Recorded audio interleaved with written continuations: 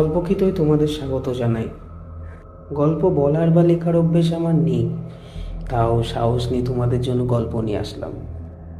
কেমন লাগলো জানিও। বিরিয়ানিটা একগাল মুখে দিতেই যেন স্বর্গের অনুভূতি পেলাম। অনেকদিন ধরেই শুনে আসছি যে এই দোকানের বিরিয়ানি দুর্দান্ত। ইতিমধ্যে সোশ্যাল মিডিয়াতে ভালোই খ্যাতি করেছে। দোকানের নাম থাক, সেটা বললাম না। আমার বাড়ি থেকে প্রায় আধা ঘন্টা লাগে এই দোকানে আসতে। অনেক দিন ধরেই আসবো করেও আসা হচ্ছিল না, তবে আজ অফিস ছুটি পাওয়ার দরুন চলেই আসলাম খেতে। তবে মানতে হবে, ব্লগাররা যেসব দোকানের বাহবা করে তার খাবার অতটাও প্রশংসাজনক হয় না, তবে এই দোকানটা তার ব্যতিক্রম। এই দোকানের মেনুতে সবচেয়ে বেশি বিক্রিত আইটেম হলো এর স্পেশাল মিট বিরিয়ানি। বিরিয়ানিতে একদম সঠিক পরিমাণ মশলা, চাল খুব ভালো মানের, আর চালের স্বাদ সত্যি নিদারুণ। তবে এর চেয়েও বেশি প্রশংসা যার করতে হয় তা হলো মাংসটার। কি দারুণ রেঁধেছে, যেমন নরম তুলতুলে তেমনি অতুলনীয় স্বাদ। তবে এটা কিসের মাংস বুঝতে পারলাম না। দোকানদারকে জিজ্ঞেস করায় সে বলল, খাসির চর্বি আর মুরগির লেগ পিসের মাংস একসাথে মিশিয়ে কিমা করে বানানো হয়। ব্যাপারটা একটু অদ্ভুত লাগলেও মাংসের স্বাদটা অতুলনীয়। তাই অগত্যা সেই দিকে আর মাথা ব্যথা করলাম না। এক প্লেট স্পেশাল মিট বিরিয়ানি নিমেষে শেষ করে দিলাম। পেট তো পুরো ভরে গেল, কিন্তু মন সে আর ভরল না। আমি খেতে খুব ভালোবাসি, তাই প্রায়ই সপ্তাহে বার তিনেক বাইরে খাওয়া হয়েই যায় আমার। কোথায় কোন দোকানের খাওয়া ভালো একবার খোঁজ পেলেই ব্যাস। তবে আমার এই অত্যাধিক খাওয়ার কারণে ওজন 85 কিলো ছাড়িয়েছে। কিন্তু বাঙালি বলে কথা, খাওয়া ছাড়া যাবে না। পরদিন অফিসে গিয়ে সবাইকে বললাম দোকানটার কথা, কিন্তু অফিসে সবাই হেলথ কনসিয়াস, তারা ফাস্টফুড খান না। তবে সেটা আমার কাছে ভণ্ডামি লাগে, কারণ কেউ যদি নিজের পকেট থেকে তাদের ফাস্টফুড খাওয়ায় তখন তাদের হেলদি খাওয়ার জানালার বাইরে। আমাকেও তারা অনেকবার বারণ করেছে বাইরে খাওয়ার খেতে, কিন্তু একজন খাদ্য রসিককে যদি খেতে বারণ করা হয় তা অপরাধ ছাড়া আর কিছু নয়। তবে আজ সারাদিন আমার শুধু বিরিয়ানির কথাটাই মনে পড়ছে।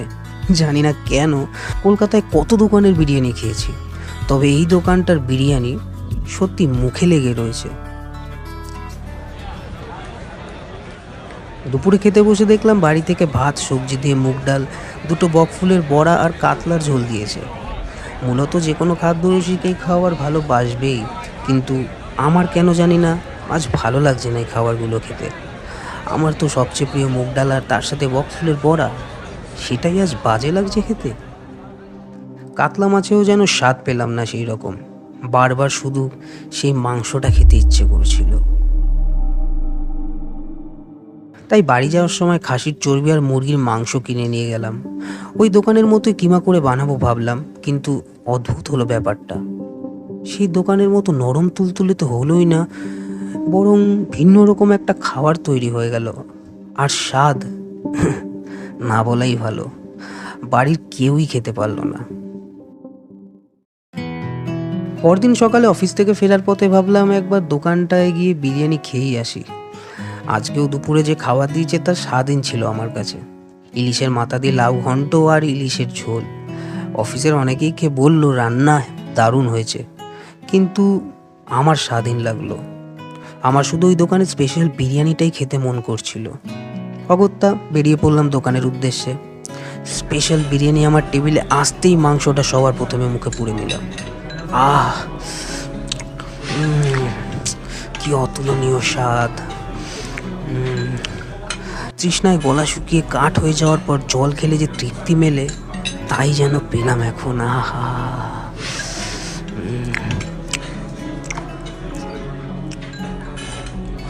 বাড়ি ফেরার পর দোকানদারকে বললাম, আমিও বাড়িতে বানানোর চেষ্টা করেছি দাদা, কিন্তু আপনারা যেভাবে বানান সেটা সত্যি অসাধারণ। দোকানদার আমার কথা শুনে একটা অদ্ভুত হাসি আসলেন আর বললেন, আবার আসবেন দাদা, এই মাংস কোথাও পাবেন না।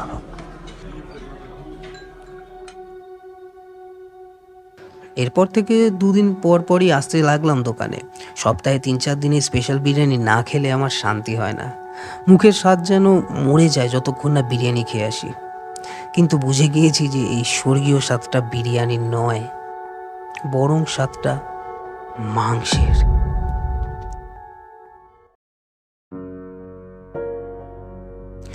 2 মাস কেটে গিয়েছে। এই 2 মাসে যে আমি কতবার ওই দোকানে স্পেশাল বিরিয়ানি খেতে গিয়েছি তা আমার ওজনেই বুঝতে পারছি। 97 কেজি ওজন হয়ে গিয়েছে। কিন্তু বিরিয়ানি কিভাবে ছাড়ি, ওটাই তো এখন খাওয়ার আমার। পৃথিবীর সমস্ত খাবার নুড়ি কাপড়ের মতো লাগে, শুধু ওই স্পেশাল মিট বিরিয়ানিটাই স্বাদে ভরে রয়েছে। আজ আমার জন্মদিন উপলক্ষে অফিসে কেক কাটা হলো। অফিস থেকে একটা গিফটও পেলাম। দেখলাম তাতে রয়েছে আমার একটা কার্টুন ছবি, হাতে মুরগির লেগ পিস ধরে দাঁড়িয়ে আছি। অফিসের সবাই এরকমভাবে পিছনে লাগে, কিন্তু আজ রাগ হলো না তাদের প্রতি।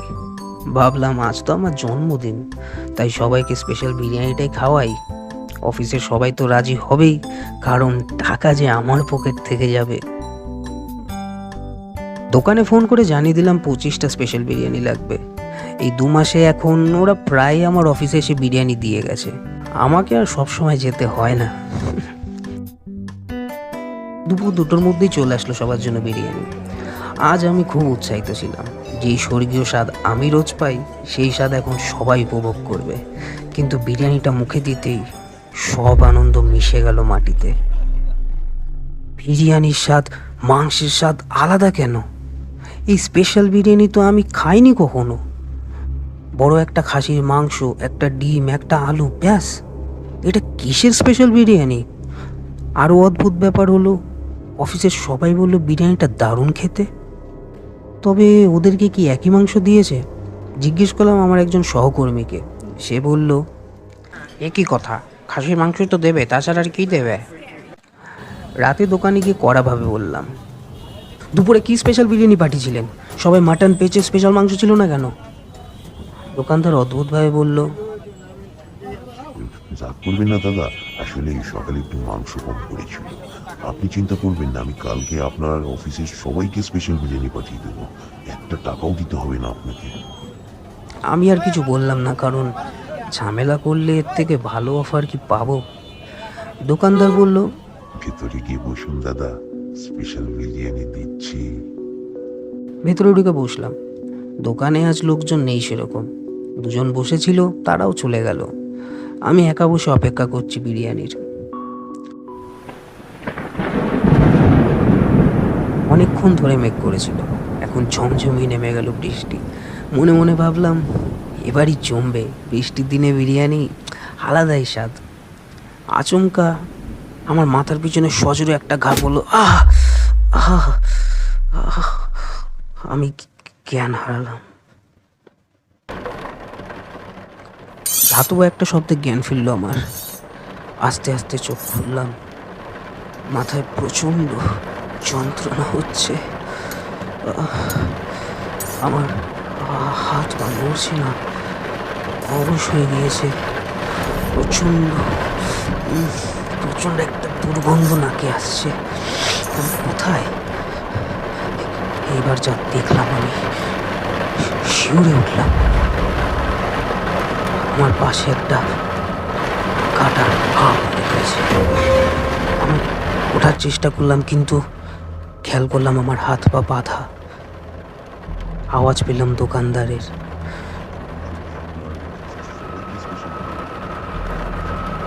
দোকানদার আর তার একজন কর্মচারী একটা টেবিলের পাশে দাঁড়িয়ে রয়েছে। দোকানদারের হাতে একটা মাংস কাটার ছুরি। সাধারণ নয়, অনেকটা বড়। দোকানদার বুঝলো যে আমার জ্ঞান ফিরেছে। আমার দিকে তাকিয়ে সেই অদ্ভুত হাসিটা দিল আর বলল, এক সপ্তাহ স্পেশাল মাংসের জোগান হয়ে গেল দাদা।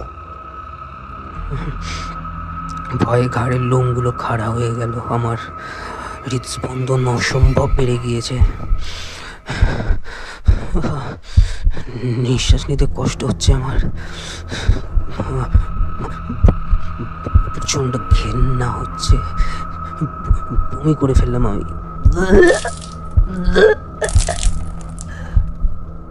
এই এই 2 মাসে স্পেশাল মিটের নামে কত মানুষের মাংস খাইয়েছে এই জানোয়ারটা। ভাবতে ঘেন্না লাগছে, নিজের অজান্তেই কি বড় ভুল করে ফেললাম।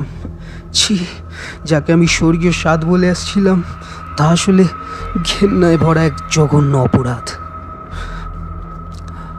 আচমকা বুকে প্রচণ্ড যন্ত্রণা শুরু হলো। আমার শরীরের প্রাণ শক্তি কমে আসতে শুরু করলো। বুঝলাম আর বেশিক্ষণ নেই হাতে সময়। খেয়াল করলাম দোকানদার অদ্ভুতভাবে হাসছে এখনো, আর আমি আমার গন্তব্য স্পেশাল বিরিয়ানির মাংস। কত মানুষ আমার শরীরের মাংসগুলো খাবে, কত মানুষের লোভ জন্মাবে এই মাংসের প্রতি।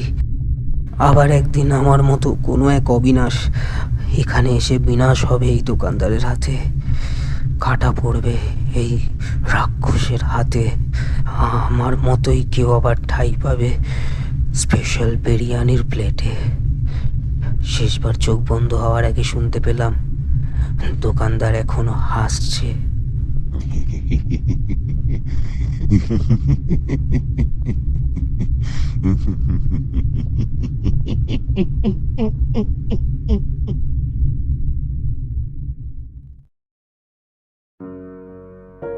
তো কেমন লাগলো গল্পটা? আশা করি ভালো লেগেছে। যদি ভালো লেগে থাকে কমেন্ট করে দিও, লাইক করে দিও, বন্ধুদের সাথে শেয়ার করে দিও, আর সাবস্ক্রাইব করে দিও। দেখা হচ্ছে নতুন গল্পতে।